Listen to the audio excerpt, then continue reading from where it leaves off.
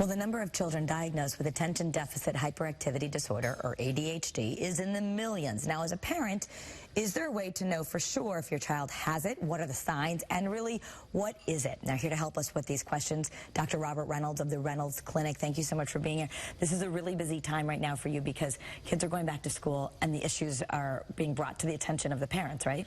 Well, they are, and the parents were hoping that maybe over the summer that would somehow go away. Okay. But here we are now. It's October. We're in the school year is underway, and the problems are now resurfacing. Okay, so I want to start. What is it?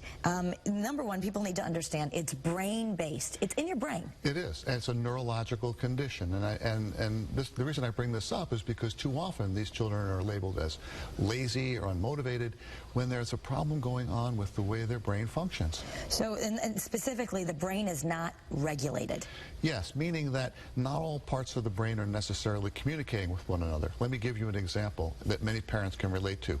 They may be talking to their son, and their son might be looking right at them, but not really hearing a word they're saying because he can't coordinate what he sees with what he hears. But we don't know that, and we treat it as disrespect. Okay, all right. So then a slower brain wave, that doesn't mean they're slow, though. No, in fact, many of them are smarter than the average bear. But as far as their EEG is concerned, which is the brain waves that I work with so much, there tends to be a slower pattern, which means that their processing is sometimes slower, but their intellect is quite intact. Okay, so what it's not, people need to understand it's not a deficit of attention, either not enough or too much. It's a failure to regulate attention. Let me give you an example of what I mean by that. If you have a child who has ADHD, and I were to give your child a Game Boy to play, show me where that deficit of attention is, because I'm not seeing it. Yeah, when they want to focus, they can stay for a long time, right? Unfortunately, when it comes to homework, that's where they're not focusing. So it's not that they can't focus, it's just that if it's interesting to them, they can. If it's not, they tend not to. And there's where your next point is, that it's not necessarily a disorder. As parents, we all say, oh, it's a disorder, and how do I treat this? How do I fix it? Yeah. Not a disorder. Why? Because more and more we're living in a world in which actually having ADHD could be an advantage.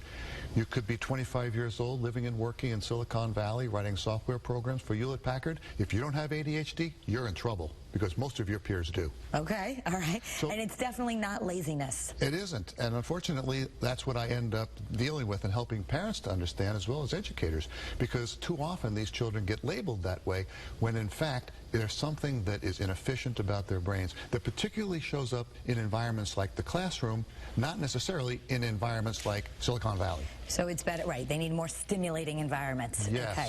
So what is a parent to do? Because the bottom line, most of us are putting our kids in school. That is what we do here. Kids go to school, and you're often told about medication. So this is a question, to medicate or not to medicate, and is that your only option? Because often teachers and pediatricians will say you need to put your son or daughter on something. It's really unfortunate, Kara, because most kids can be helped without having to go that route. We happen to live in a part of the country, New England, which I love, but we are somewhat behind the times. And our first instinct and almost only thing that parents are told is medication is the treatment of choice. And I'm sorry, but in my opinion, that should be the treatment of last resort.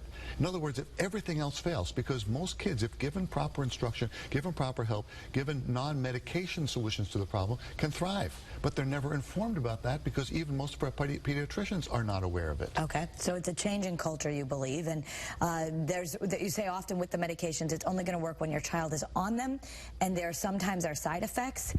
And it's always a long-term solution, because it doesn't really fix anything, you say. It doesn't, and this is one of the great myths that the pharmaceutical industry wants us to believe.